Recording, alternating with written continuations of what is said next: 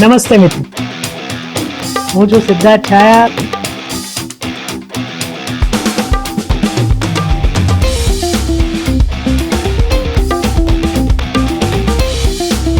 તો સ્વાગત છે તમારું સિટ ટોક્સમાં. નમસ્તે મિત્રો, અને પોડકાસ્ટ ડાયરીઝના આ નવા પાનામાં તમારું ફરીથી સ્વાગત છે. આજે આપણી સાથે છે મોરલીબેન પટેલ, જાણીતા એક્ટર છે ગુજરાતી ફિલ્મોના.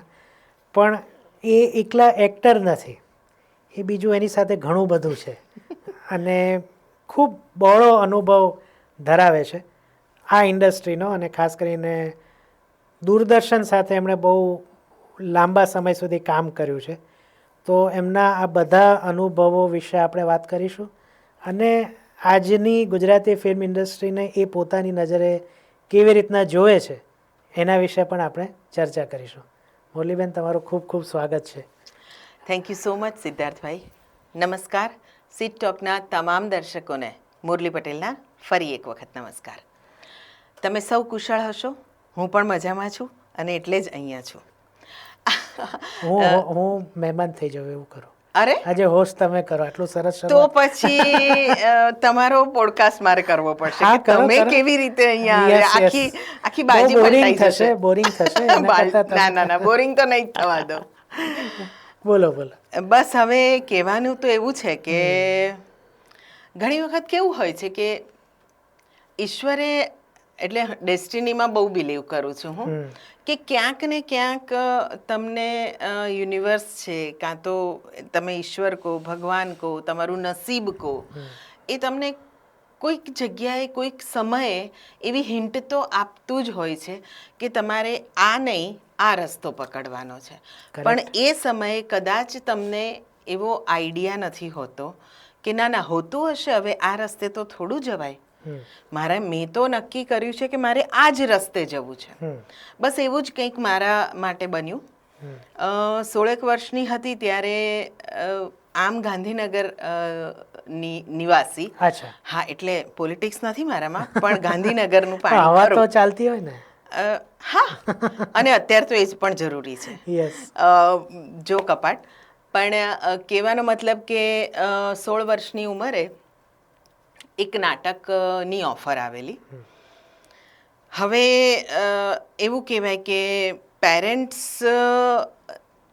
ને કલા સાથે આમ જોવા જઈએ તો બહુ નિસ્બત નહીં. હા, મોસાળ પક્ષે ખરી, કારણ કે મોસાળ નાગર છે અને એ કલાનો વારસો છે મારામાં. એની હું અત્યારે પબ્લિકલી સ્વીકાર કરું છું. એ મોસાળની કલાનો વારસો છે. અને ફાધર પટેલ, એટલે ઔરંગઝેબ તો ન કહી શકાય, પણ કેવું કે એ સમયે ભણતરમાં જ રસ. 3 ફેકલ્ટી હતી, આર્ટ્સ, કોમર્સ, સાયન્સ. ફેમિલીમાં બધા કોઈ કોમર્સમાં નહીં ગયેલું, કોઈ આર્ટ્સમાં નહીં ગયેલું, લગભગ બધા ડૉક્ટર ને એન્જિનિયર થયેલા. એટલે માત્ર ભણો ને ભણો જ. સ્પોર્ટ્સમાં પહેલેથી રુચિ. સ્કૂલના કાર્યક્રમોમાં પણ, સાંસ્કૃતિક કાર્યક્રમોમાં હંમેશા અવ્વલ. એટલે 5 માણસની સામે બોલવાનું હોય, 500ની સામે બોલવાનું હોય કે 5000ની સામે, કોઈ એવો છોછ નહીં, કોઈ એવું સ્ટેજ ફિયર નહીં, કશું જ નહીં. પણ એ વખતે એમ કે અમદાવાદમાં નાટકો થતા ને એ સમયે નાટકોનો થિયેટર એક્ટિવિટી બહુ જ હાઈપ પર હતી અને બહુ જ સરસ ચાલતી. મુંબઈના એકલા નહીં, અમદાવાદમાં પણ થિયેટર એક્ટિવિટી બહુ સારી ચાલતી હતી. પણ અમદાવાદ આવીને રિહર્સલ કરવાની, એટલે 16 વર્ષની ઉંમર, એટલે સ્વાભાવિક રીતે દરેક મા બાપને એવું હોય કે ના, એના કરતાં અત્યારેનો સમય ભણતરનો છે. એટલે એ વસ્તુ ત્યાં આગળ પૂર્ણ વિરામ મુકાઈ ગયું. અને એક બહુ જ નજીકના સંબંધીની સાથે એમણે જ ઓફર કરેલી કે આ બહુ સારી એક્ટર બની શકે એમ છે, તો એને એક વખત ટ્રાય કરવા દો. એ વખતે મને પણ એવો કોઈ વિચાર નહોતો કે, કારણ કે નાટક જોયેલા જ નહીં, ક્યારેય નાટક જોયા નહોતા, એટલે નાટક શું હોય એની કંઈ જ ખબર નહોતી. Cut to 1994. જીવનની ઘણી બધી ઘટમાળો, પરિસ્થિતિઓ, સમય બદલાયો, આડો અવળો, ઊંચો નીચો, પડતા આખડતા, એટલે આ રસ્તો જે આમ ગયેલો હતો એ આગળથી યુ ટર્ન વાળીને આ રસ્તે મળી ગયો. એવું થયું. અને શરૂઆત થઈ દૂરદર્શનના ન્યૂઝ રીડરથી. અને એ ન્યૂઝ રીડિંગમાં મને નિમેશભાઈ દેસાઈએ જોઈ એક વખત એમનું કંઈક રેકોર્ડિંગ ચાલતું હતું અને મારું ન્યૂઝ બુલેટિન હતું. તો એમણે મને પહેલી વખત જોઈ અને સાંભળી પણ. એટલે જસ્ટ હું બહાર નીકળતી હતી ને એ વેઇટ કરીને બેઠા હતા કે આ જે ન્યૂઝ રીડર છે, જે છોકરી, એને મારે મળવું છે, એનો અવાજ ખૂબ સરસ છે, એના ઉચ્ચારો બહુ સ્પષ્ટ છે અને દેખાવે તો સરસ છે જ. એટલે એમણે ખાલી મને એટલું જ કહ્યું કે શું નામ છે બેન તારું? મેં કીધું મોરલી પટેલ. તો કે અવાજ સારો છે અને ઉચ્ચારો પણ શુદ્ધ છે, કે 2 દિવસ પછી આકાશવાણીમાં ઓડિશન છે, નાટકના કલાકારોના પેનલ બનતી એ વખતે, તો ઓડિશન આપવા ત્યાં પહોંચી જવાનું. એટલે આકાશવાણી ક્યાં એ પણ ખબર નહીં. એટલે મેં બહુ સહજતાથી નિર્દોષ ભાવે અત્યારે પણ કોઈને નહીં ખબર હોય કે આકાશવાણી અમદાવાદમાં ક્યાં આવ્યું છે. અત્યારના સમયમાં આકાશવાણી એટલે રેડિયો, ઓલ ઇન્ડિયા રેડિયો, અને એ ઇન્કમ ટેક્સ છે, અમદાવાદનું કેન્દ્ર પહેલેથી ત્યાં જ છે. એટલે નિમેશભાઈ હસ્યા કે નવી લાગે છે નહીં? મેં કીધું હા સાહેબ, નવી છું હું. એટલે એમની પાસેથી સરનામું લીધું, કેવી રીતે અપ્લાય કરવાનું, શું, એટલે કે ત્યાં પહોંચી જજો ને પછી ત્યાં બધો ડેટા આપવાનો છે, એડ્રેસ સાથે, અને તમને એક 4 વાક્યો આપશે, એ બોલવાના તમારે, અને ત્યાં પેનલ બેઠી હશે. એટલે આપણે તો પહોંચી ગયા. પણ થયું એવું કે મને સખત શરદી તાવ હતો બીજા દિવસથી. એટલે 3 દિવસ પછી હતું તો ફ્લાસ્કમાં થર્મોસ આવતા એ વખતે, તો થર્મોસમાં કોફી ભરીને હું ગઈ. મેં કીધું હશે કોઈ કે આંગળી ચીંધી છે તો પછી આપણે લેટ્સ ટ્રાય.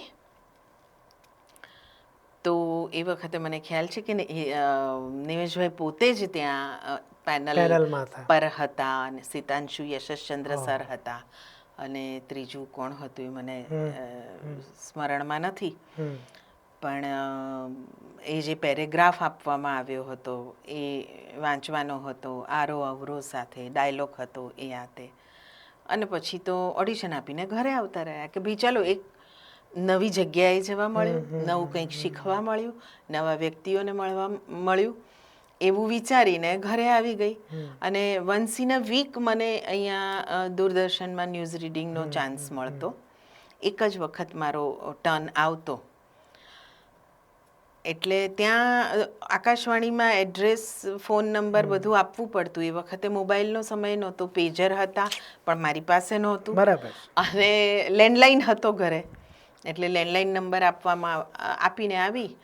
પછી 10 દિવસ પછી એક ફરફરિયું આવ્યું જેમાં એવું લખેલું કે તમે બી હાઈ ગ્રેડના કલાકાર, આર્ટિસ્ટ તરીકે પસંદગી પામ્યા છો, અને તમારે આ સમયે આવવાનું છે. અને કાર્યક્રમ શરૂ, એટલે એ વખતે રૂબરૂ મળવા બોલાવ્યા. અને પછીના વર્ષે લગભગ મેં અઠવાડિયામાં 2 ઘટનાચક્ર અને વાટેઘાટે નામના 2.5 વર્ષ પ્રોગ્રામ કર્યા, જેમાં રૂટીન ઘટનાનું આલેખન હોય, એના વિશેની વાત હોય, અને પછી અમારે જ સિલેક્ટ કરીને ગીતો વગાડવાના હોય. અને વાટેઘાટેમાં આવી જ રીતે કોઈ વ્યક્તિ આવે મહેમાન તરીકે, એમની સાથેની ચર્ચા હોય ને એના ઉપરથી કોઈ ગીત વગાડવાનું. ફાઇનલી તો મનોરંજનના માધ્યમ તરીકે ગીત વગાડવાનું આવતું. એટલે આ એઆઈઆરમાં હતું કે વિવિધ ભારતી પર હતું? ઓલ ઇન્ડિયા, એટલે એઆઈ વિવિધ ભારતી પર. યસ.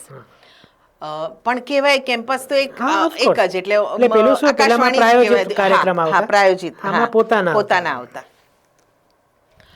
એટલે એ શરૂઆત થઈ દૂરદર્શનના માં. એક વખત ન્યૂઝ રીડર તરીકેનો ટર્ન આવતો અઠવાડિયે, અને 2 વખત આ. એટલે આમ ઓહોહો થઈ જતું કે ઓ સરસ, એમ કે સરસ રીતે કામ ચાલી રહ્યું છે. અને પછી 6 મહિના ગયા હશે ને નિમેશભાઈનો ઘરના ફોન પર રણક્યો કે નિમેશ દેસાઈ બોલું છું. મેં કીધું યસ સર બોલો. એટલે કે હું એક નાટક કરવા જઈ રહ્યો છું, નાટક કરીશ? કીધું આજ દિન સુધી કર્યું નથી અને જોયું પણ નથી સર. કંઈ વાંધો નહીં, થઈ જશે, મને ભરોસો છે. અને 150 વર્ષ જૂની કૃતિ ઇબ્સનની ડોલ્સ હાઉસ, એનું પરેશ નાયકે એનું ગુજરાતી રૂપાંતરણ કરેલું ચક્રવાતના નામે. અને ચક્રવાતની છાયા દેસાઈ લીડ કેરેક્ટર ડાયનાબેન કરતા હતા. અને સેકન્ડ લીડ મારા ખ્યાલથી ભાવના કરતી હતી. યસ, પ્રવીણ પટેલની વાઈફ. અને એક નોકરાણીનું કેરેક્ટર હતું, એ એમણે મને ઓફર કરેલું કે ઓન એન્ડ ઓફ આવજા કરે અને એવું એટલે એકાદ બે ડાયલોગ હોય. રિહર્સલ શરૂ થયા એટલે અમદાવાદથી ચંદ્રનગર પાલડી રિહર્સલમાં એ એસટી બસમાં જવાનું, થોડું ચાલતા જવાનું, એમ કરીને. નિમેશભાઈના ઘરે જ હતા ને? હા, એ થોડું પાછું ફર્ધર ચંદ્રનગરથી અંદર નારાયણનગર એક્ઝેક્ટલી. અને કેવું કે સ્ક્રિપ્ટ લઈને પેન્સિલ લેવાની, રબર પણ સાથે રાખવાનું, અને જે પણ એક કોઈ વાક્ય છે એના કોઈ શબ્દ પર વજન આપવાનું છે તો નીચે એક લાઈન કરવાની, અંડરલાઈન. એ સિંગલ હોય તો ઓછું વજન, એ ડબલ હોય તો એ શબ્દ પર વધારે વજન. એ વાક્ય પૂરું થાય ને ઉપર એરો મરાવે તો એ ત્યાં તમારે એ વાક્ય અપ લઈ જવાનું.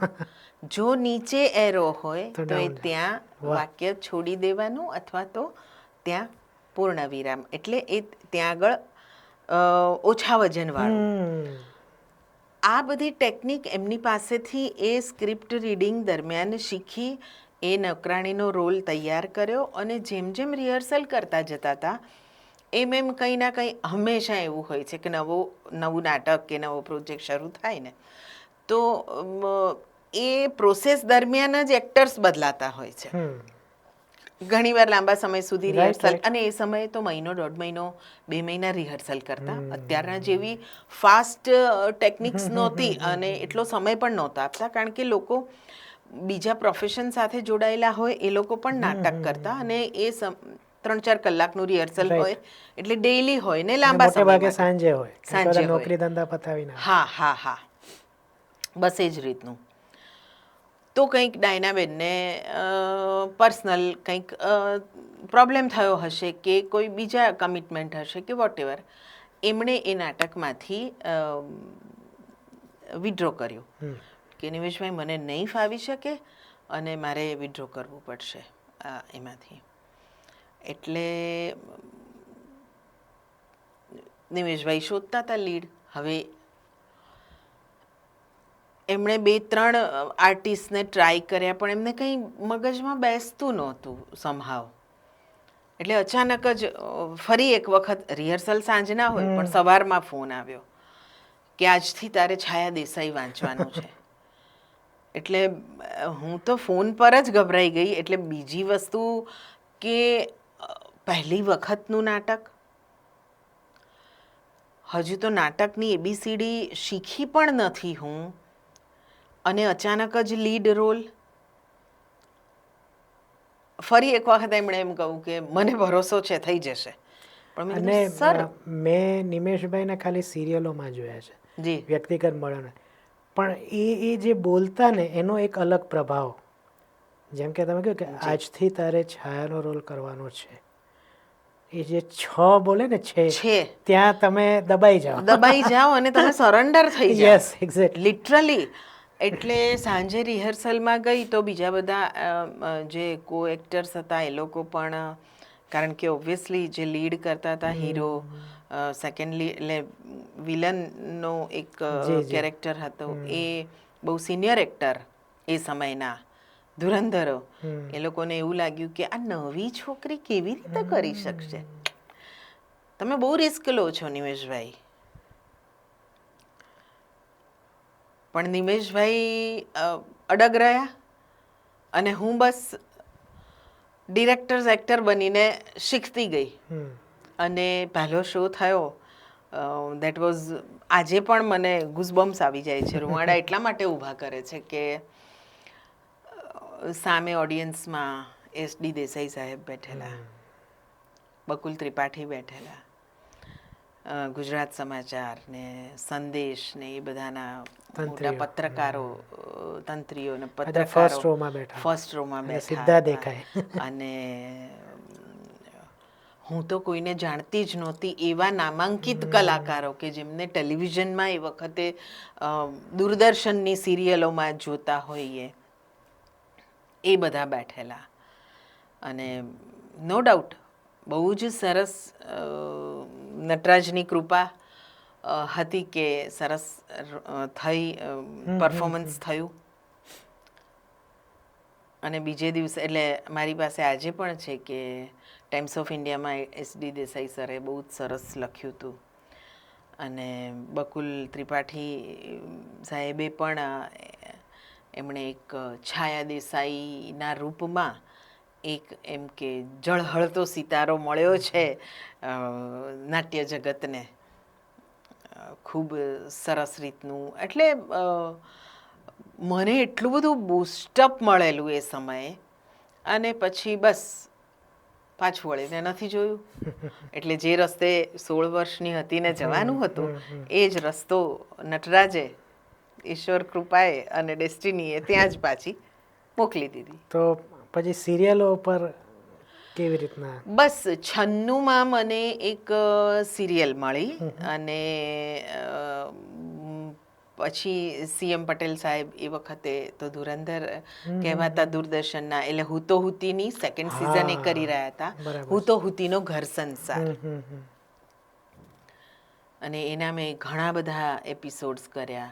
પછી તો એ વખતે ચેનલો પણ આવી ગઈ કે ઝી ગુજરાતી હતી, પછી ગુર્જરી હતી, તારા તો હતી જ. તારામાં પણ એક બહુ જ સરસ મેં કેરેક્ટર કર્યું હતું એક સિરિયલનું, લાવણ્યા નામ. એ વિક્રમ સારાભાઈના જીવન કવન પર જ બનેલી આખી સ્ટોરી હતી, સિરિયલ હતી. અને ETV હતું. ETVના ઘણા એપિસોડ્સ, એટલે ડૉક્ટરની ડાયરી, હા ના, ઘણી બધી. ચાલ મારી સાથેઓ જિંદગી ગુર્જરી ચેનલ પર આવતી, દેટ વોઝ ડેઇલી શો એ સમયે. એટલે હું 97, 98ની વાત કરું છું. અમદાવાદ દૂરદર્શનની ફર્સ્ટ ડેઇલી સોપમાં એમાં, એટલે તમને કહું તો કંકુ ફિલ્મના પલ્લવી મહેતાથી લઈને સિનિયર મોસ્ટ થી લઈને દેવકી, આજની RJ દેવકી, એ વખતે 16-17 વર્ષની, અને બધા એનાથી પણ નાના બાળ કલાકારો જે અત્યારે ઘણા મોટા થઈ ગયા છે ને, એટલે કાર્યક્ષેત્રમાં અને ઉંમરમાં પણ. એ ડેઇલી સોપમાં દૂરદર્શનની પહેલી એ કરી. અને સાથે સતત નાટકો સારા ચાલતા હતા. એ સમયની ગુજરાતી ફિલ્મોમાં પણ કામ કર્યું તમે? હા, થોડી ઘણી ખરી. ઓકે. મેં ગોવિંદભાઈ પટેલ સાથે તારો મલક મારે જોવો છે એ ફિલ્મ કરી. પછી ખોડિયાર સમથિંગ, એ જૂની ઘણી. હા, એમાં કોઈ કલાકાર નરેશભાઈ કે એની સાથે કામ કર્યું? નરેશભાઈ સાથે હમણાં કામ કર્યું મેં, એટલે વચ્ચેના ગાળામાં, જ્યારે એમાં હું નરેશભાઈની અપોઝિટ હતી, એટલે અમે હસબન્ડ વાઈફ, અને મારો દીકરો હિતુ કનોડિયા હતો, રાજ સમથિંગ નામ હતું, અત્યારે મગજમાંથી નીકળી ગયું છે. બરાબર. પણ એમની સાથે કામ કરવું. એ ફિલ્મોમાંથી હવે જે છેલ્લા 12-15 વર્ષથી, જેને આપણે ઇન્વર્ટેડ કોમાઝમાં અર્બન ગુજરાતી, તો આ કાળ તમે કેવી રીતના જોઈ રહ્યા છો? આમ જોવા જઈએ ને તો અર્બન અને રૂરલ જેવું કશું હોતું નથી, પણ કહેવાય છે. હા, એટલે કહેવાય છે, આપણે જ ઊભું કર્યું છે. કારણ કે સૌ પહેલી વાત કરું ને, ફિલ્મ મેકિંગ અર્બન રૂરલની વાત બધી જુદી સિદ્ધાર્થભાઈ. કમાણી કોણ વધારે કરે છે? બરાબર. આપણે અર્બન રૂરલની વાત કરીએ છીએ, આપણે પ્રમોશનોમાં લાખો રૂપિયા નાખીએ છીએ, એટલે પોડકાસ્ટમાં નાખીએ છીએ, માત્ર એવું નથી પણ ક્યાં ક્યાં નથી ઓફકોર્સ કરતા પ્રમોશન. કોલેજીસમાં જઈએ છીએ, એફએમમાં રેડિયો થ્રુ જઈએ કરીએ છીએ, છીએ, malls માં પોડકાસ્ટ જઈએ છીએ. મોલમાં જઈએ છીએ, અહીંયા જઈએ છીએ.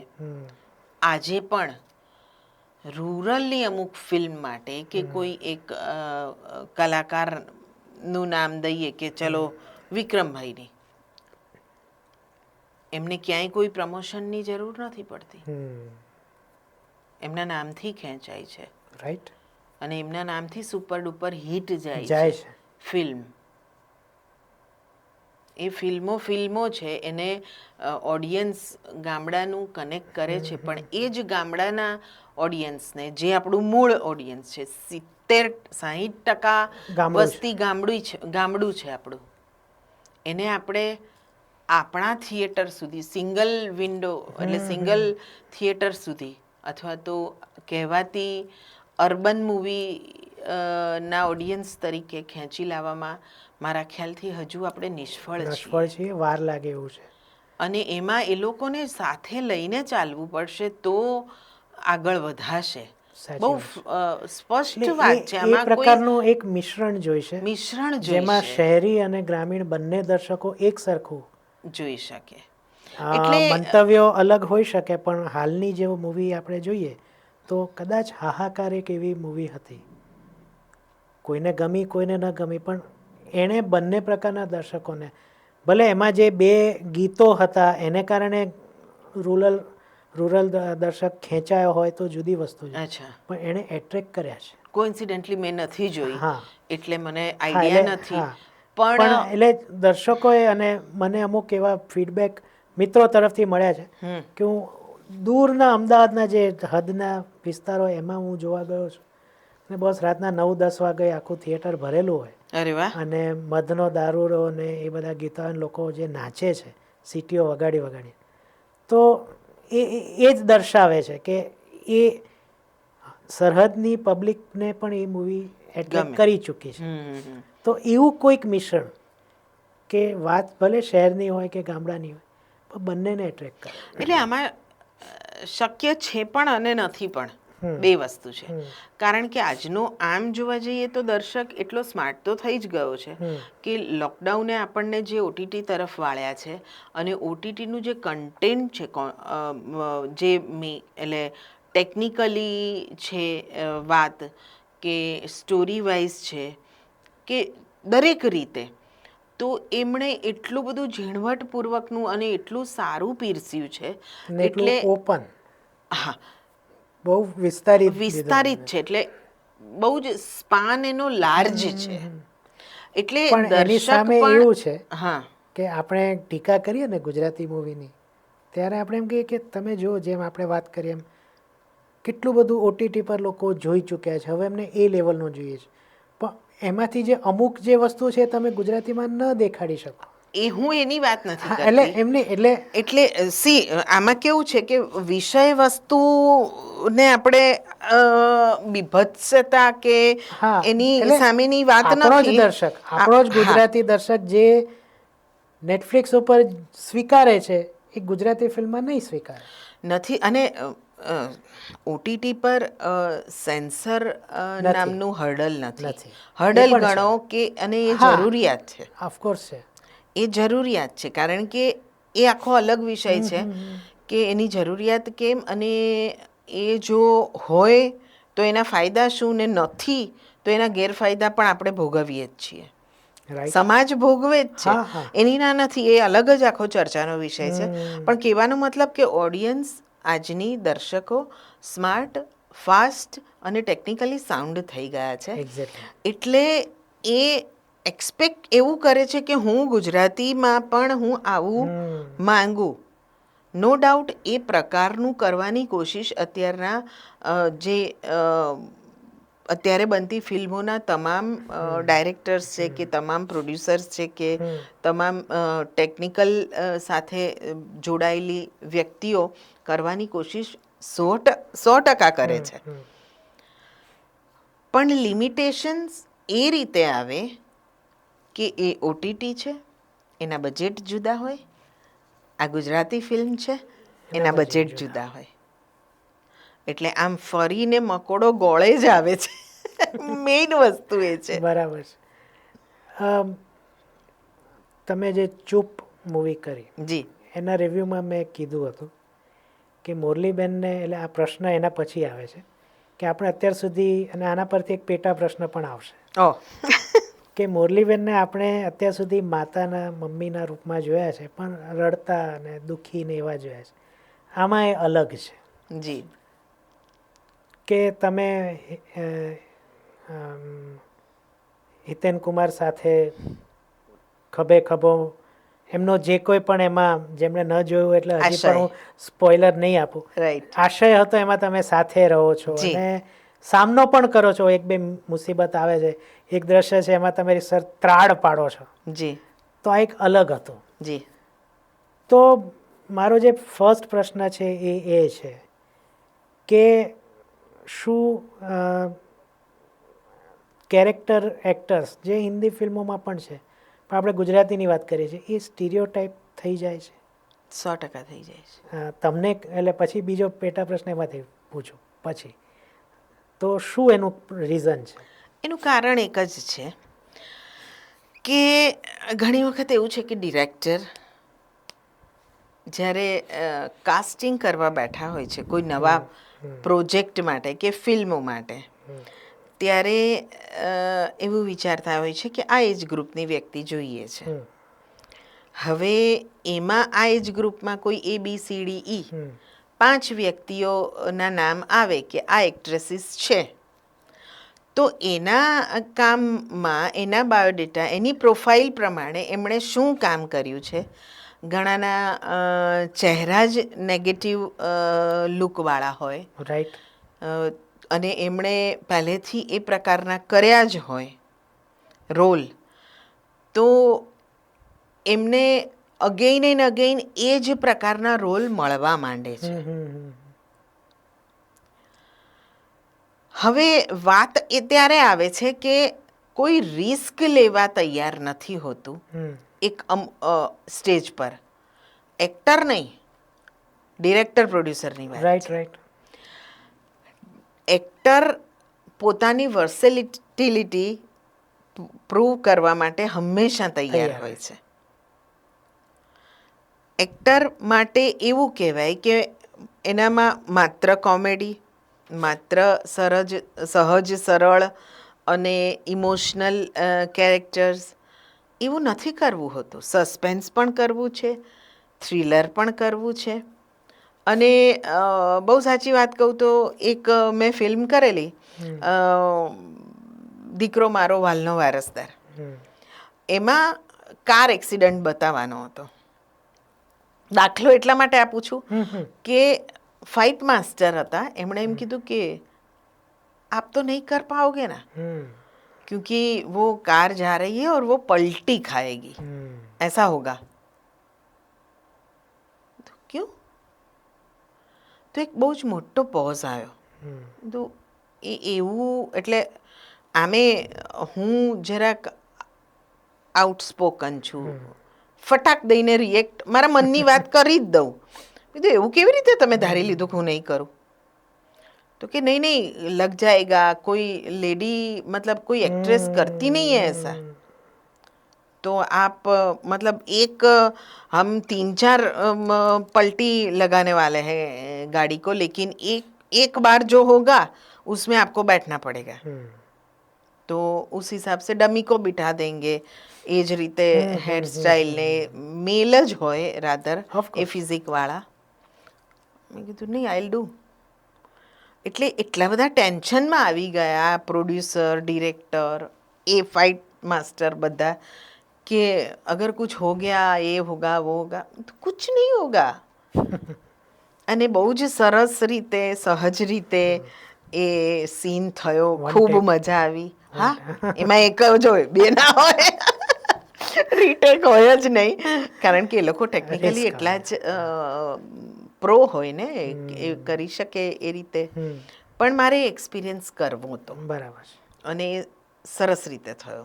અને સૌથી મોટી વાત, આ પબ્લિક પ્લેટફોર્મ પર હું ચૂપ માટે થેન્ક્સ કહીશ તો નિશિતને, રિશિલને, ઋષિકેશભાઈને, કે એમણે એ ટ્રસ્ટ મૂક્યો. એટલે નિશિતે પહેલું મને એ કહ્યું હતું કે મુરલીબેન, આંખોની રમત છે ને, એટલે તમારા સિવાય મને બીજું કોઈ નહીં જોઈએ એમ. અને તમે કરી જ શકશો. બાકી એમ તો ગુસ્સાવાળી મધર હોય કે એકદમ ગોર્જિયસ લેડી બતાવવાની હોય કે સ્ટ્રોંગ મધર બતાવવાની હોય કે ઇમોશનલ મધર બતાવવાની હોય, એવા ડિફરન્ટ કેરેક્ટર્સ તો કર્યા જ છે. પણ આ એક જ કેરેક્ટરમાં આટલા બધા શેડ, આટલા બધા ઇમોશન્સ, કારણ કે જે દેખાય છે એની પાછળ, જે કેરેક્ટર દેખાય છે એની પાછળની તકલીફો કે એની પરિસ્થિતિ એ દેખાવા નથી દેતી એવું કેરેક્ટર છે. યસ, એટલે કે ભૂતકાળ બહુ ડાર્ક છે એ બંને હસબન્ડ વાઈફનો. હા, એટલે ના, મજાની ફિલ્મ હતી. સદનસીબે બદનસીબે ચાલી ન ચાલી એ અલગ વસ્તુ છે, એ આખો અલગ વિષય છે ચર્ચાનો. પણ મને ખૂબ, એક એક્ટર તરીકે મને એમાં કામ કરવાની ખૂબ મજા આવી. એક નવો વેશ, જે કહેવાય ને કે પરકાયા પ્રવેશ, અને એક નવો વેશ ભજવવાની વાત. તો એવો કોઈ, આ પેટા પ્રશ્ન જે કહું છું, એ કોઈ સાવ અલગ જ વેશ ભજવવાની ઈચ્છા કરી જે તમે હજી સુધી, 100%. તો એ શું હશે? બસ થોડા જ સમયમાં હશે. અચ્છા, એટલે ઈચ્છા પૂરી થઈ ગઈ છે? ના, ઈચ્છા તો ક્યારે, ઇટ્સ અનલિમિટેડ. એટલે આ જે નવા વેશની ઈચ્છા, નવા વેશની તો સતત રહ્યા કરશે. કંઈક કંઈક જુદું, કંઈક જુદું. વેમ્પિશ, વેમ્પિશ પણ કરી શકાય, કરવા તૈયાર છું. હા એમ, એટલે કંઈક જુદું, એટલે મર્ડર મિસ્ટ્રી હોઈ શકે, ક્રાઇમ થ્રિલર. કર્મની વાત કરું, કર્મમાં પણ એક મધર જ છે, પણ એ પણ સસ્પિશિયસ છે.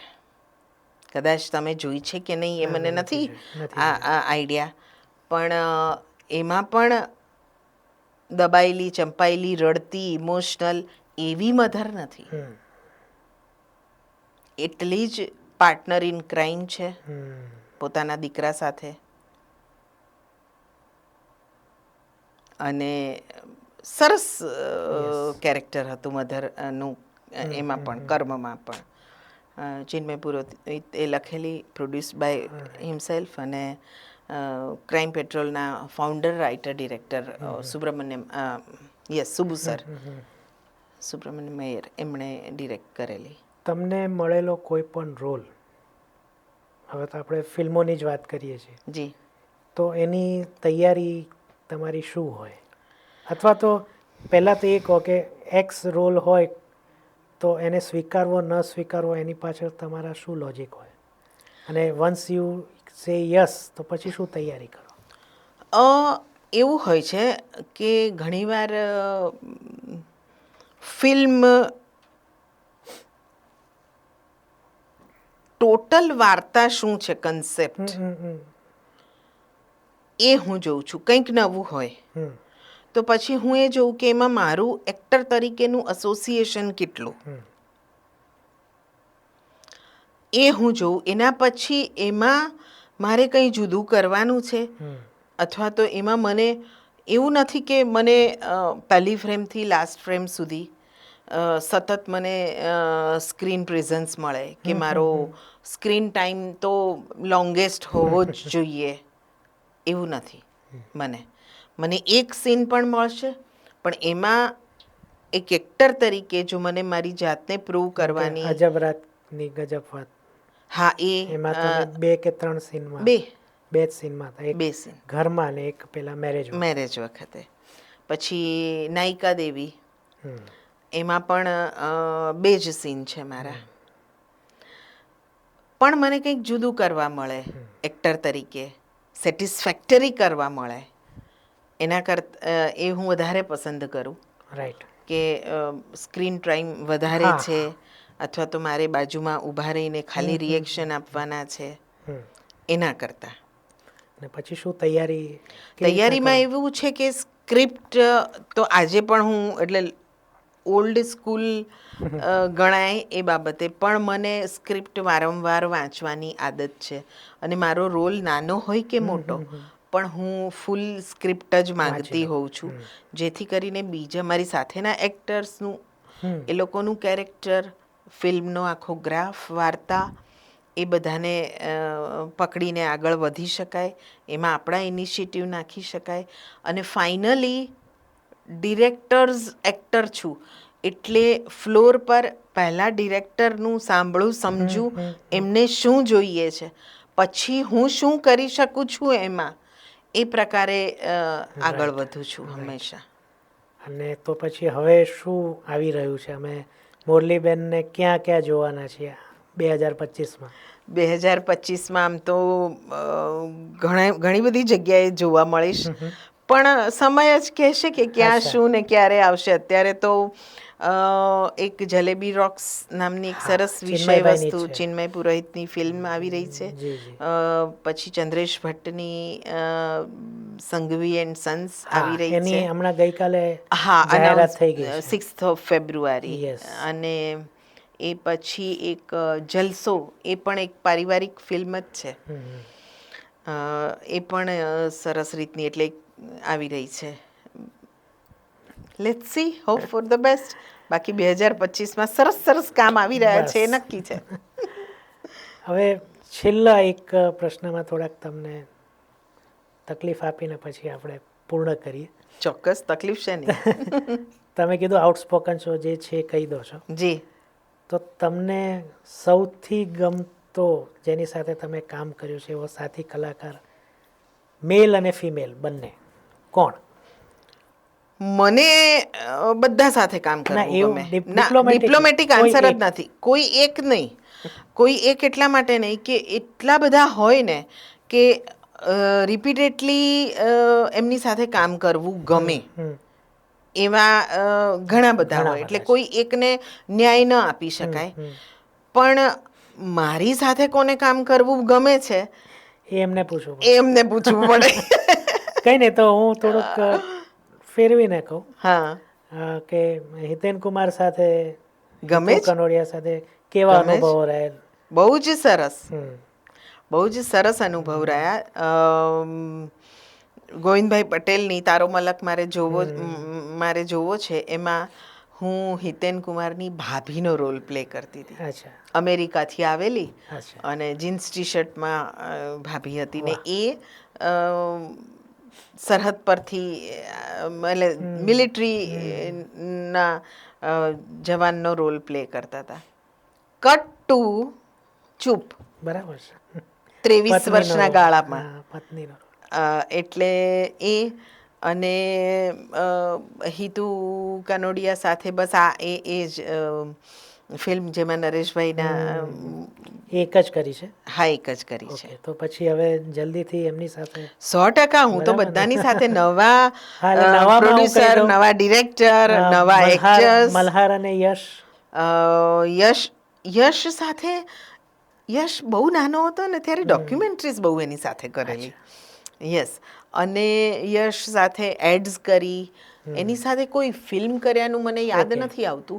હા, એક ફિલ્મ જે હજુ રિલીઝ નથી થઈ પણ એમાં મારો ને યશનો કોઈ સાથે, મૂવીમાં છો પણ હા, હું એ પ્રોજેક્ટમાં છું પણ સાથે કોઈ એવો રોલ નહોતો. અને મલ્હાર સાથે તો યસ, શુભયાત્રામાં સાથે હતા. શેમારૂમીની આ વાતમાં રિટર્ન્સની 2nd સિઝનમાં એની મધર, 3rd સિઝનમાં એની મધર. એટલે એમ તો મલ્હાર સાથે સરસ કામ થયું છે અને આગળ પણ થશે. એટલે એની તો મજા છે. પૂજા સાથે, યસ, મોનલ ગજ્જર સાથે, બધાની, એટલે ઓલમોસ્ટ એમ કહેવાય ને કે ગુજરાતી ઇન્ડસ્ટ્રીના યંગસ્ટર્સમાં લગભગ 2 4 5 નામને છોડતા બધાની માનો કિરદાર કર્યો છે. નિભાવ્યો છે દરેક હિરોઈનો અને હીરોઝનો. તો હજી એક એટલે આ વાતચીત બંધ કરવાનું મન નથી થતું, પૂર્ણ વિરામ નથી મૂકતું, એટલે પૂર્ણ વિરામ કહીને અલ્પ વિરામ મૂકતો જાઉં છું. ના ના, બોલો ને. પણ નવરાશના સમયમાં મુરલી પટેલ શું કરે? નવરાશના સમયમાં હું બહુ મળતી હોય તો હા હા, મળે, કાઢવાની 100% કાઢવાની. કેમ કે 2 પ્રોજેક્ટ વચ્ચે સમય હોય હા, હોય. અને તો એટલે ઘરે ગમતી પ્રવૃત્તિ ગમતી પ્રવૃત્તિમાં મને ઘર વળગેલું રહે. ઘરની સાફ સફાઈ, કિચન, જાતે રસોઈ બનાવવી, વાંચવું પણ ગમે. અચ્છા, હું આસ્તિક છું, એટલે ધાર્મિક છું, એટલે મને એ સમય પણ ફાળવવો ગમે. બાકી એનાથી આગળનો વસ્તુ કરવું, એટલે સ્પિરિચ્યુઅલી કનેક્ટ થવું ને એ બધું ગમે છે, પણ એ હવે આ થોડીક સ્ટ્રેસફુલ લાઈફને લીધે એ થઈ શકાતું નથી રાઈટ. અને અનુકૂળતા ઓછી આવે છે. પણ વાંચન કરવું ગમે, લખવું પણ ગમે છે. બાકી ગીત સંગીત તો જોડાયેલું જ છે. યસ. તમે શરૂઆતમાં કીધું કે તમે જે મનમાં હોય એ બોલી જાઓ છો. સામાન્ય રીતના જે મનમાં હોય એ બોલી જનારા હોય ને, એ થોડાક આકરા પાણીએ પણ હોય. તો તમે હા, છો. એટલે ના, હું આકરા પાણીએ નથી, પણ ઘણી વખત એવું થાય ને કે તમને અંડર એસ્ટિમેટ કરવામાં આવે, અથવા તો વૈચારિક અથવા ની આઝાદી જેને કહીએ આપણે, કે તમે જે વિચારો છો અથવા તો તમે જે અનુભવો છો એ તમને કહેવાની કે પ્રસ્તુત કરવાની તમને આઝાદી ન હોય એવું બને. અથવા તો એવું થાય કે જે કોઈ એવી ઘટના બનતી હોય કે જે ખોટું થઈ રહ્યું છે તમારી નજર સામે, એ કોઈને નુકસાન કરતું હોય કે ના હોય, પણ મારો નેચર એવો છે કે ખોટું થઈ રહ્યું છે ને તો મારાથી પોઈન્ટ આઉટ થઈ જ જાય કે ભાઈ ના, આ વસ્તુ બરાબર નથી, આ નહીં, આમ હોવી જોઈએ. હવે હું તમને એક દાખલો આપીને ચોક્કસ. આખી ઘટના સમજાવું કે ચોક્કસ. હું કોઈ જગ્યાએ એક્ટર તરીકે ગઈ. મારી લાઈફમાં, મારી જર્નીમાં હું માત્ર એક્ટર નથી, હું પ્રોડ્યુસર પણ રહી ચૂકી છું, ડોક્યુમેન્ટરી ફિલ્મ મેકર પણ રહી ચૂકી છું. અને જ્યારે મારા પ્રોજેક્ટનું શૂટિંગ હોય ત્યારે મેં મારા સિનિયર્સની બેગ પણ લીધી છે. સ્પોટ બોય તરીકે પણ કામ કર્યું છે. સિંગલ હેન્ડેડલી કાર ડ્રાઈવ કરીને તમે કેમેરાની ટીમ લઈને તમે શૂટિંગ પણ કર્યું છે. એટલે એ તમામ ફેઝમાંથી હું પસાર થઈ છું. એટલે હું ક્યાંક એક્ટર તરીકે હોઉં ને, છતાં પણ એ જગ્યાએ સરાઉન્ડિંગ્સમાં તમારી આજુબાજુ બનતી ઘટનાઓમાં અથવા તો આજુબાજુ હોય એ એક્ટરોના વર્તન વ્યવહારમાં પણ મને ક્યાંક ને ક્યાંક પ્રોડ્યુસરનો ભાવ કે પ્રોડ્યુસરની 2 વસ્તુ, 2 પૈસા બચાવવાના, સ્વચ્છતાનું ધોરણ, આ તે મને એ તરત મારાથી કહેવાઈ જાય. હમણાંની જ ઘટના કહું કે સ્વાભાવિક છે, આપણે આપણા ઘરમાં વોશરૂમનો ઉપયોગ કરીએ તો એ પછી ફ્લશ કરીને જ બહાર નીકળતા હોઈએ. જ્યારે પબ્લિકલી લોકોને એમ છે કે હું નહીં કરું તો કંઈ નહીં, શું ફરક પડે. પણ તમારે જે જગ્યાએ 12 કલાક, 14 કલાક, 16 કલાક કામ કરવાનું છે અને તમે બધા એક કુટુંબની રીતે અહીંયા આ એક જ જગ્યાને તમે વપરાશમાં લેવાના છો, ત્યારે તમારે હાઇજીન, હેલ્થ, આ બધાનું, ક્લીનલીનેસ, બધાનું ધ્યાન રાખીને તમારે વર્તવું જ પડે. પછી ન વર્તો તો તણખા જરવાના જ છે. એટલે 1 વાર કહેવાય, 2 વાર કહેવાય, બીજા એક્ટર્સ દ્વારા પણ કહેવાય, પછી કોઈ સુધારો ના આવે. એટલે મોરલી પટેલ આમ પોસ્ટર મારી દે. અચ્છા. પોતાનું ઘર સમજીને વર્તવું, હમ. આપણા અવશેષો રાખવા નહીં, ફ્લશ કરવું, ડસ્ટબિન છે, વિચારો ઉપયોગ કરો, ખોટા વિચારો અને કચરો બંને માટે. આવું થાય. ઓકે. ના, બીજી ઘટના કહું કે પાણીની બોટલ, પેક્ડ બોટલ અત્યારે આપવાનો શિરસ્તો છે. પહેલા તો અમે જગમાંથી પીતા હતા. એટલે હવે એ સમય બદલાયો છે કે ભાઈ એ ધ્યાન રાખવામાં આવે છે પ્રોડ્યુસર તરફથી. તો ક્રેટ મૂકી જાય લેડીઝ રૂમમાં, મેકઅપ રૂમમાં, આમાં તેમાં. ઘણાને એવી હોય આદત, મને એવી આદત છે કે હું એક બોટલ લઉં, એમાંથી અડધું પીવાયું તો અડધું જે બાકી છે ને તો હું એ બોટલ મારી પાસે રાખું. મને અડધા કલાક પછી નાની જ બોટલ હોય, નાની જ બોટલ આપવામાં આવી હોય, પણ હું એમાંથી 2 ઘૂંટડા લીધા પાણીના અને બચ્યું હોય તો હું સીધું ડસ્ટબિનમાં કે ગમે ત્યાં ન નાખું, કારણ કે એ પાણી મેં જ પીધેલું છે. તો મને કલાક રહીને એની જરૂર પડવાની જ છે, તો હું કલાક એને મારી સાથે સાચવી જ શકું. મારાથી કહી દેવાય, કાં તો તમે પૂરું પી જાઓ અને કાં તો જોઈએ એટલું પીવો ને બોટલ સાથે રાખો. એટલે આ ઘણાને ગમે, ઘણાને ના ગમે, પણ મને યોગ્ય લાગે, મને ગમે, કે મને એમ લાગે કે ના આ વસ્તુ મારે તાકીદ કરવા જેવી છે કે આંગળી ચીંધવા જેવી છે તો મારાથી કહી દેવાય છે.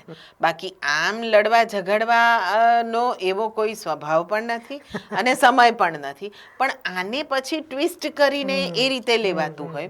આપણા સો કોલ્ડ મિત્રો, આપણા સાથી કલાકારો એને ટ્વિસ્ટ ટર્ન કરીને જુદી રીતે પ્રેઝન્ટ કરતા હોય ને પછી કે મુરલીબેન એટલે આકરા, મુરલીબેન એટલે ટેન્ટ્રમ્સ વાળા. બટ ઇટ્સ ઓકે, એ એમનો લુકઆઉટ છે.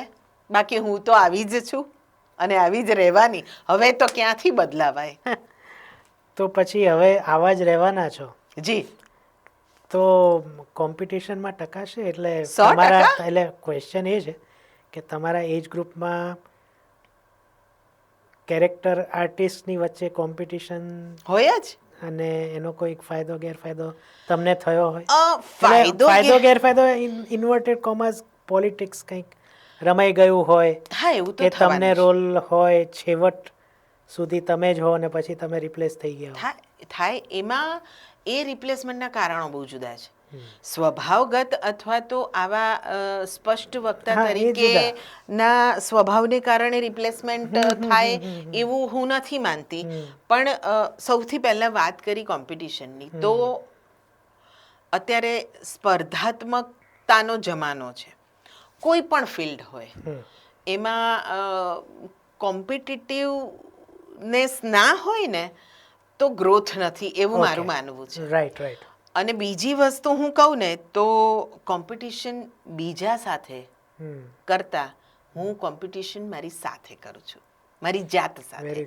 2 વર્ષ પહેલા શું હતી, 5 વર્ષ પહેલા શું હતી, 10 વર્ષ પહેલા શું હતી, મારી શરૂઆત શું હતી, મારો 2 વર્ષ પછીનો શું મુકામ હોઈ શકે, 5 વર્ષ પછી શું હોઈ શકે. એ ગોલ સેટિંગ અને કોમ્પિટિશન આની વચ્ચે મારી જાત સાથે છે. બાકી મારામાં જે એબિલિટી છે, એટલે હું સરખામણીની પણ વાત નથી કરતી. જે પણ સાથી કલાકારો છે, મારા એજ ગ્રુપના જે પણ કલાકારો છે, એ લોકો કદાચ મારાથી ચડિયાતા પણ હોઈ શકે અને ઊણા ઉતરતા પણ હોઈ શકે. એમાં કોઈ કોમેન્ટ કરવાની વાત જ નથી. પણ થાય છે એવું ખરું કે રેમ્યુનરેશનની વાત આવે ત્યારે એક્ટરની એબિલિટીઝ કાઉન્ટ નથી કરવામાં આવતી. રેમ્યુનરેશનનો સ્કેલ કાઉન્ટ કરવામાં આવે છે કે એ વ્યક્તિ એ ગ્રેડનું 5,000 લે છે પર ડે, બી 3,000 લે છે, સી 2,000 લે છે. ઓકે, તો આપણે કદાચ ચલો ને હવે 2 કે 3 સીન છે ને, કંઈ વાંધો નહીં, આ સી વ્યક્તિને પસંદ કરી લઈએ. પણ જે કેરેક્ટરની રિક્વાયરમેન્ટ છે, જે એમાં કયો એક્ટર સેટ થશે, સૂટ થશે, કો એક્ટર્સ કયા છે, ફેમિલી ટ્રી બને ત્યારે તમને કેવું લાગે છે. ઓલવેઝ એડ ફિલ્મમાં હિન્દી સિરિયલમાં અને હિન્દી ફિલ્મમાં કાસ્ટિંગ ફેમિલી ટ્રીથી થતું હોય છે. અચ્છા. સ્કિન ટોન, ફેસ કટ આ બધું મેચ થાય છે ત્યારે એ ફેમિલી આ દીકરી જ લાગે. ઘણા પ્રોજેક્ટમાં તમે જોતા હશો, ઘણી ફિલ્મોમાં, સિરિયલમાં, વેબ સિરીઝમાં, કે આપણને એવું જ થાય કે આ ખરેખર માં દીકરી જેવા લાગે છે, આ ખરેખર બાપ દીકરા જેવા લાગે છે. સાચી વાત એ કાસ્ટિંગનો પેલું છે.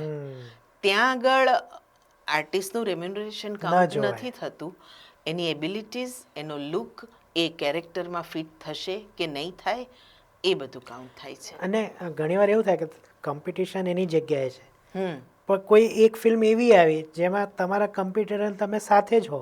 હા, ઘણી બધી ફિલ્મો એવી આવે, ઘણા બધા પ્રોજેક્ટ્સ એવા હોય, ઘણી બધી ફિલ્મો એવી હોય. બીજા કારણ કે ગુજરાત એ પરીખ એટલું બધું નાનું છે ને, રેડિયસ બહુ, કે તમે કાં તો નાટકમાં સાથે આવી જાઓ, કાં તો કોઈ એડ ફિલ્મમાં સાથે અહીં લોકલ લેવલની, કાં તો તમે ફિલ્મમાં કોઈ એક્ટર તરીકે આવી જાઓ.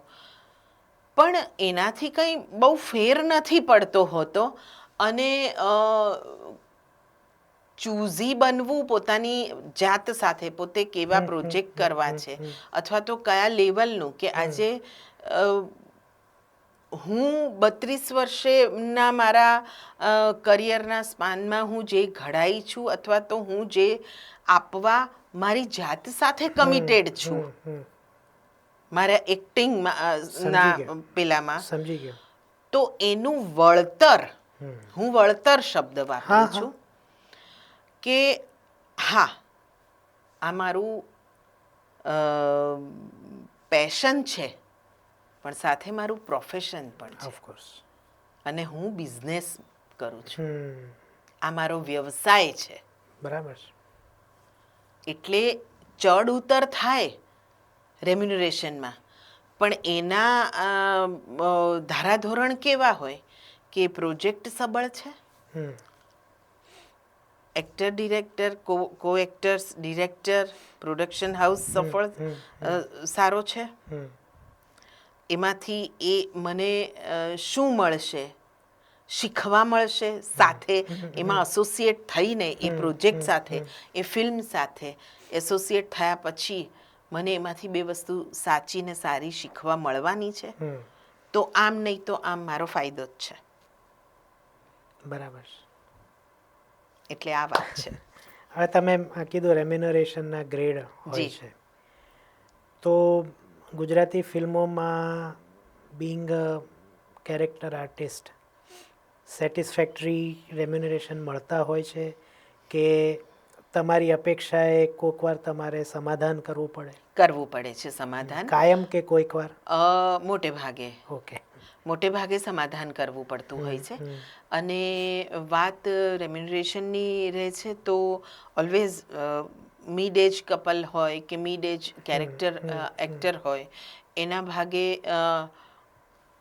ચૂપમાં જે કરવાનું આવ્યું હતું એટલું બધું સરસ કરવાનું કામ, સ્ક્રીન પ્રેઝન્સની વાત કરીએ કે કેરેક્ટરની વાત કરીએ, એ પ્રમાણેનું ઓછું હોય છે. પણ સમય સાથે થોડો ઘણો બદલાવ અમુક પ્રોડક્શન હાઉસમાં પણ આવ્યા છે, અમુક લોકો હવે કન્સિડર કરતા થયા છે. પણ સાથે એ પણ છે કે કામ નહીં મળે અથવા તો હું કામ નહીં કરી શકું અથવા તો મને કોઈ પણ રીતે કામ કરવું જ છે એવી ભાવના સાથે અમુક કલાકારો જે લેસ રેમ્યુનરેશનમાં કામ કરીને માર્કેટ બગાડવાની વાત આવે છે ને, ત્યારે સરવાળે બધાને નુકસાન થાય છે. એમને તો થાય જ છે, પણ જેણે ખરેખર આટલી ડિઝર્વ કરે છે ને, આટલી મજલ કાપ્યા પછી એક સર્ટન લેવલ પર, એક સર્ટન મુકામ પર પહોંચ્યા પછી જ્યારે જે વસ્તુ મળવી જોઈએ નથી મળતી, ત્યારે દુઃખ થાય છે. પણ મારા કેસમાં તો કેવું છે કે ખેડૂતની દીકરી છું, આમ જોવા જઈએ તો ખેતર પણ હું છું, હળ પણ હું છું, બળદ પણ હું છું, અને ચીલો એ ચાતરવાનો મારે જ છે ને મેં જ ચાતર્યો છે. એટલે કોઈ અફસોસ નથી, રિગ્રેટ કોઈ કામનો, કોઈ પ્રકારનો રિગ્રેટ નથી. હા, ભૂલોમાંથી જ શીખવાનું હોય. જો ભૂલ ફરી થાય તો એ ભૂલ ના કહેવાય, બરાબર છે. એ સ્વભાવ કહેવાય. પણ એ ભૂલ ફરી નથી થતી. પણ સાથે જે પણ નાનું મોટું કામ જે પણ કરવા મળે છે એમાંથી હા સ્વભાવ એવો રહ્યો છે કે હું શીખું છું તો ખરી જ. અને ટેકનિકલી પણ મને શીખવામાં એટલો જ ઇન્ટરેસ્ટ છે કે શૂટિંગ દરમિયાન પણ કે આ કેવી રીતે શોટ લેવાય છે, કયા લેન્સીસ લાગે છે, કેવી રીતની લાઇટિંગ કરી છે, કેવી રીતનું શું કર્યું છે. એટલે એક એ શીખવાની ભાવના છે. ત્યાં સુધી દોડતા રહીશું. અને સમયસર મળી જાય. ક્યારેક તકલીફ પડે છે, ઘણી બધી તકલીફ પડે છે, પણ હા એટલે માંગવું પડે, વારંવાર માંગવું પડે, ફોન કરવા પડે. હા, ફોન રિસીવ પણ ન થાય. ના થાય, ઘણી વાર થાય. એ લોકો પાસે એમના કારણો હોય, આપણી પાસે આપણા કારણો હોય. એટલે અને હોય છે કારણ કે ઘણી વાર કેવું થાય કે આટલા મોટા પ્રોજેક્ટ લઈને બેઠા હોય અને આપણને એમ લાગે કે મેં આમાં કામ કર્યું છે, એમને તો કેટલા બધા ડિપાર્ટમેન્ટ સાચવવાના હોય છે. એટલે ત્યાં અગેન મારામાં પ્રોડ્યુસર જીવડો એડ થઈ જાય કે એમને અત્યારે ફિલ્મ એડિટિંગમાં ચાલતી હોય, સમય એમાં આપવાનો હોય અને રેમ્યુનરેશનમાં અથવા તો પેમેન્ટની ડીલ પણ એવી રીતની હોય. એવું ના હોય કે શરૂઆતમાં આટલા પછી. એ જ કહેવા જઈ રહી છું કે પેમેન્ટની ડીલ પણ એવી રીતની હોય કે એડવાન્સ આટલા, ડ્યુરિંગ ધ શૂટ આટલા, આફ્ટર પેકઅપ એટલે જ્યારે પણ ત્યારે તમને આટલા પતી જાય. અને લગભગ 10%, 15% કે 20% ડબિંગ વખતે રાખતા હોય છે કારણ કે ઘણા એક્ટર્સ એ અનુભવ છે એમનો. ઓફકોર્સ પ્રોફેશનલ્સને આવા ઘણા અનુભવ થતા. હા, એટલે હું પણ એટલે એમાં એ લોકો કંઈ ખોટા નથી, પણ સાવ નથી આવતું, વહેલું એટલે સમયસર આવે, થોડું મોડું આવે. પણ આવે. ક્યારેક આપણને એમ લાગે કે બહાના પણ બતાવે છે, ક્યારેક આપણને એમ લાગે આપણા પક્ષે જોઈએ કે ના મારે જરૂર હતી ને મારા પૈસા છે ને મને મળવા જ જોઈએ. પણ એમના પણ પોતાના કારણો હોય છે. એટલે એવો પેલો પ્રશ્ન નથી, પણ એમના કારણોમાં એક આ પણ ખરો કે એમના અનુભવો. એટલે હું પણ એક પ્રોફેશનલ છું, એટલે કોઈક નવો ક્લાયન્ટ આવે તો એમ કહું કે ભાઈ આટલું એડવાન્સ હું લઈશ. યસ. તો એમ કે આ તો બહુ કહેવાય. બધું જો તમારો વાંક નથી, પ્રીવિયસ જે હતો એણે મારી સાથે આવું કર્યું છે. એટલે આપણા અનુભવ જ આપણને શીખવાડતા. હા, આપણા અનુભવ જ આપણને શીખવાડતા હોય છે. માની જતા હોય છે ઘણી. ટ્રુ. મુરલીબેન, ઘણી બધી વાત કરી અને આ રેમ્યુનરેશન વિશે તો કદાચ આ પોડકાસ્ટમાં આપણે પહેલી વાર કોઈ સાથે ચર્ચા કરી છે. એટલે એક નાનકડું પૂછી લઉં કે શું હોય છે આપણી ઇન્ડસ્ટ્રીમાં પર મૂવી, જેમ બોલિવૂડમાં ને એવું આપણે વાંચતા હોઈએ છીએ આટલા કરોડમાં મૂવી સાઇન કરી, એટલે સાઇનિંગ એમાઉન્ટ અને પછી હોય છે કે તમે હમણાં એક શબ્દ વાપર્યો પર ડે, એટલે બંને હોય છે કે બંને હોય છે. Depends on actor, depends on role. તમારો રોલ કેવી રીતનો છે, તમારો 1-2 દિવસનું કામ હોય, 2-5 દિવસનું, તો પ્રોડ્યુસર પર ડે સાથે પણ જોડાવાનું કહેતા હોય છે. અને ફૂલ લેન્થ તમારું કેરેક્ટર હોય, સ્ટાર્ટ ટુ ફિનિશ તમારું કામ હોય, તો તમને પેકેજ આપતા હોય છે કે ઇન ટોટાલિટી આ એક ફિલ્મના તમને આટલા મળશે. પછી એમાં ગમે તેટલા દિવસ થાય. બરાબર છે. એમ બંને રીતે હોય છે. એટલે બાકી ઇન્ડસ્ટ્રી ખૂબ અત્યારે જોરમાં છે. લગભગ એમ કહેવાય કે સારી થર્ડ ગિયરમાં પડી ચૂકી છે. અને આ વર્ષે હોપફુલી ખૂબ સરસ સુંદર ફિલ્મો આપણે જોઈ છે. યસ.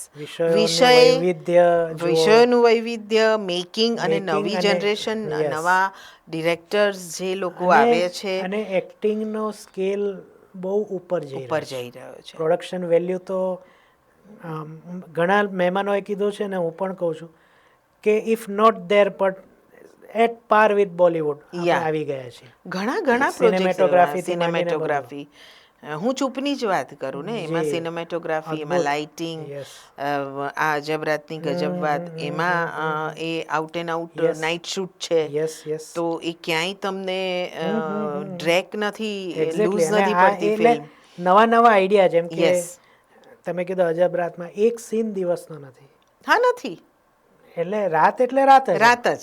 પછી એવું જ ઇન્ટરવ્યૂ કરીને ફિલ્મ આવી ગઈ, તો એના ટાઇટલિંગ સાવ અલગ, હમ કે કોઈનું ડેશબોર્ડ હોય તો એના પર આવે, પછી પોસ્ટર ચોંટાડ્યો તો એના પર, ચોંટાડે છે. એટલે નવું નવું આવતું ના જાય છે. હા, અને ક્રિએટિવિટી yes, પુષ્કળ પુષ્કળ જોવા છે. મળે છે. આવનારી ઘણી બધી Yes. ફિલ્મોમાં વિષય વૈવિધ્યતા અને છે.